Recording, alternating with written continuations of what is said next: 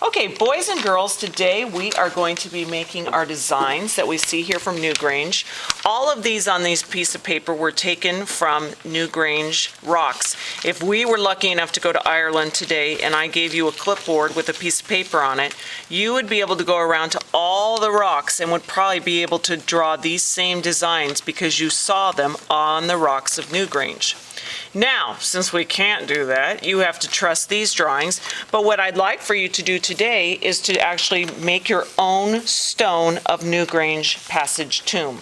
So I'm going to just look at some of these designs and I'm going to draw them. I like how this one starts off like this. Now notice that I'm drawing pretty big. I'm not getting super small. And I like this little thing that's going like that.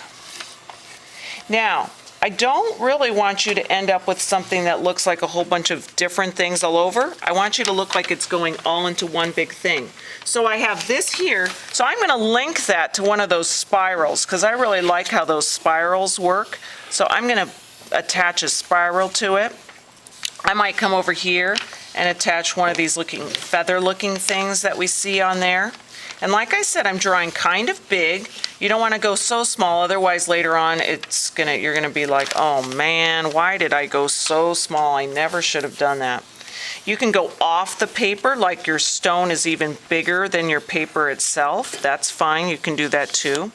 I'm just gonna do a few more spirals here so that I can hurry up so that you're not sitting here watching me forever.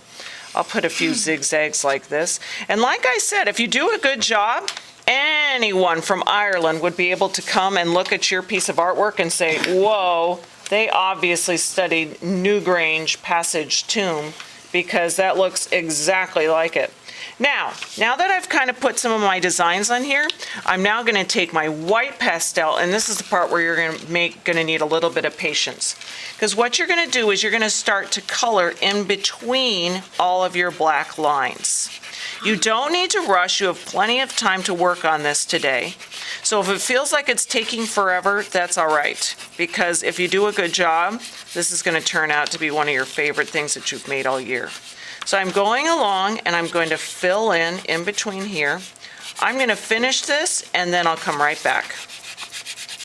So boys and girls, now I have finished. You'll notice that my fingers are a little dirty, but they're not ridiculous. Miss Arslan and I will be sending anyone to the office who deliberately puts pastel all over their hands because it's obvious that you were misusing our pastel. Don't do that. But if you have a little bit on your hands, that's normal.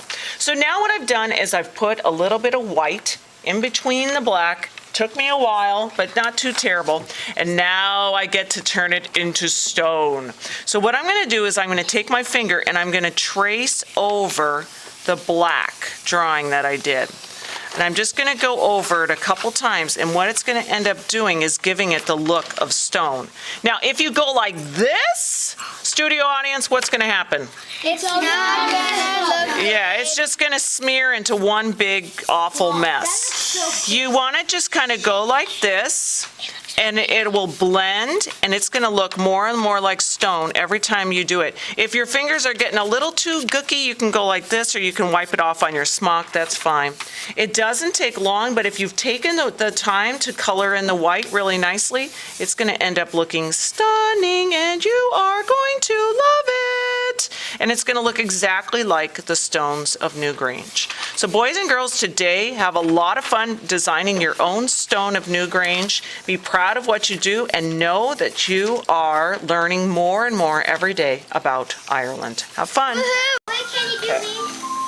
So Tucker is tracing his finger directly over the black.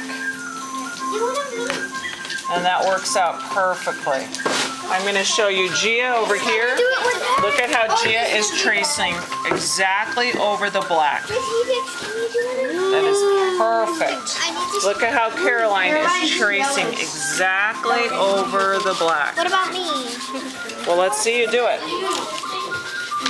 So right now, Nicolette is actually coloring in and she's doing a beautiful job.